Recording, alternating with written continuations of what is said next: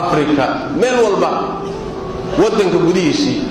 إلى جيبوتي إلى صوماليا إثيوبيا تشتي كل واحد القبل ولا حموصة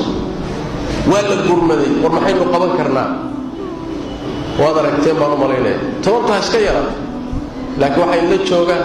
oo hadaba jooga dhaqaatiir ka yimid jigjiga ka yimid Djibouti way soo horeysay dawladeedii shacabkeedu waxay soo gaarsiiyeen tabartooda wadanka gudihiintii iyo muxuu ahay deegaamadii annaga hadda Nairobi baan ka soconaa South Africa qoriyaha ka yimid Yurub iyo Mareykanka waa laga yimid dadkaas maxay u socdaan waxay u socdaan waxay naga dhaxaysaa walaalnimo waxay naga dhaxaysaa dhalasho waxay naga dhaxaysaa dal waxay naga dhaxaysaa diin waxay naga dhaxaysaa wax aan ummad kale ka dhaxay wixii inaga dhaxayay marka loo danqaday marka sida loo soo danqaday ayaa la rabaa idinkuna soo danqataan aad fiirisaan kiina sii tababaran aad fiirisaan oo aad muxuu ahay u naxariisataan si ilaahay tabaaraka wa tacaala inoogu wada naxariisto arrintaasi waa arrin laga maarmaan ah qodobka kale oo muhiimka waxay tahay masaa'ibtan aan ka faa'iideysanayno ayadana waxa weeyaan ummaddu sideedaba kama maaranto dawlad kama maaranto beledweyne waxaa iigu dambeysay 90kii anoo yarna waan joogi jiro dhalinyara meeshana waxbaan ku akristay habeenkii u dambeeyey ee beledweyne ka baxay 90kii dawladdoon burburin masaajidkan baan kelimo ka jeediyey subaxdiina waan ka baxay jaamacadda Madiina dhiganay markaa safaraan ku yimid subaxnimadii baan maska raacay habeenkii maqribkiina halkan ka jeediyey kelimo ka jeediyey masaajidka carabta waa Soomaa masaajidka carabta waxaa laga yaabaa dhalinyarada dib ka dhalatay inaysan garanin masaajidkii weynaaye bardaha la dhihi jiray Soomaaliland ma isaga webiga saaran marka qaar badan ninkoo dhalanin baan meeshan anaga ka xarkaysan jirnay oo ku noolay marka magaaladani waxaan isleeyahay 30kii sano tagay 30 sano ka soo wareegtay markaan ka hadlayo haday dawladii qaranka ay jiri lahayd beledweyne maanta saa uma ekaateen madam samaa wadeenkeedu saa uma ekaadeen muxuu ahay deegaankeedu saa uma ekaadeen biyo yar oo la xakamayn karo looma soo gurmadeen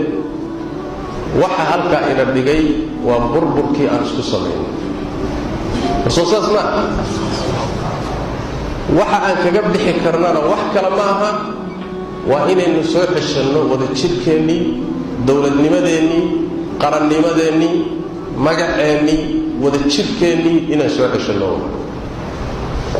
ما جرت ولا هيئة ولا ضد ملك سو أرطي وحما قبل كرا وح قبل كرا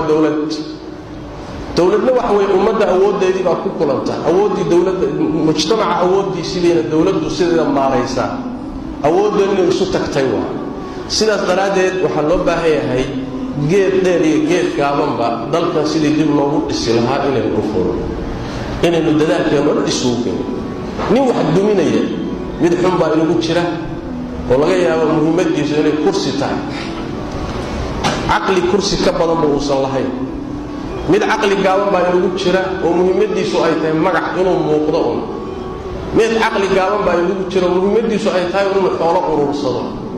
لكن واحد أنت كشيء ما عن أركين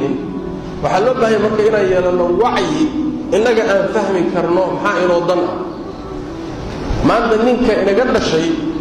الدناها جوري ده وتاه وحبربرينا يهدوا إنه أوجيه مشروع يسوون سن إنه جد ميني ونديد الدون هدوا أوجيه إنه الله إيمان معي لكن هدوا أوجيه هنا العقل جابنا والله إنه عياري كرم ومشروع يسوون تنوجه صدق وإنه جد كرم وإنت قرب يعني صعب كأوجراعي كرنه وإنه بربرين كره يهدوا أكسويه بينه كبر ما يسودوا دونه إنه مصممين سيد الثلاثة وإن وعي لنا هاي وعي جنونا وجالسين هاي واحد شراء مصالح مقدسة مصالح واحد شرتا ومضاعفنا إلى شذا سمو جدين قالنا يأدوك لنا ويشرا حزبيه ويشرا ومضوا اسمه وضوافق سنة لكن واحد شراء ومضوا واحد شراء دنجود وأن أكتر لقى دوام كريم سمعت هذيك من بيربع الوضوء بالليل يا عياري كنتو maraykankaad aragteen laba xisbi baa maamul yaa tartama labada xisbi maslaxa mucayyana jirtay ku ciyaari karaan oo ku tartami karaan laakiin waxa jirta masaalix uusan midna taaban karin baa jira annaga waxa isaaka la qasmay marka wixii la isku khilaafi karay iyo masaalixdii guud ay ahayd nin walba inuu ilaaliyo kii madax ah kii minja ah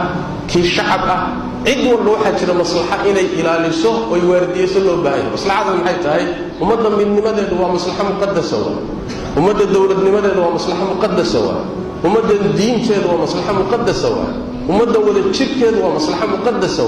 masaalixda marka muqaddaska ah haddayna waardiyeysanin sidii shalay ay u baaba'day bay maantana u sii lumi marka aynu isku dayno insha allahu tacaala waynu burburnay inaynu burburkii ka kabanno oo aynu wax walba liqno isu tanaasulno is-aqbalno is-ogolaanno isu dulqaadanno keenna tabarta badan u naxariisanno kan maxaa tirada badan ka tiraya aniga waxaan idhi soomaalida hadday qabaa'isha yaryarka wax u dhiiban lahaayeen yaryarka kuwa waaweynna waxoogaa ay yaran nasan lahaayeen waa la yara hagaagi lahaa laakiin mushkiladu waxa weeye ninkii jeebka weynaaye yani waxa weeye horaana dalka burburiyey unbaa maantana muxuu ahay meesha soo fadhiya kii yaraana magac male haddii wax la qaybsanayo kursigii waxaa loo bixiyey .5 baa loo bixiyey .5 macnaheedu maxay ya waa haaf sooma ummad haafa intay nagu noolashahay sabab ilaahay inoogu gargaari ummaddii qaar baa haaf gelinay sax maaha sidaas daraaddeed waraalaan nahay kursiga yaa u qalma yaa ummadda hoggaami yaa madaxweyne noqon yaa baarlamaan noqon islaasi waa masalo u khuduucda ayna tahay inay u khuduucdo ruuxa muwaasafaadkiisa dadnimadiisa aqoontiisa ammaanadiisa xaggaasay aadaan laakiin reer ma aado laakiin maadaama aan burburnay sibay dhaantaaye bal intan hadda laysku yabyamay kala tagnaantii bay dhaantaaye bal ha la adkeeyo oo ha la xoojiyo oo ha la ilaaliyo oo ha la waardiyeeyo oo wax ka fiican ha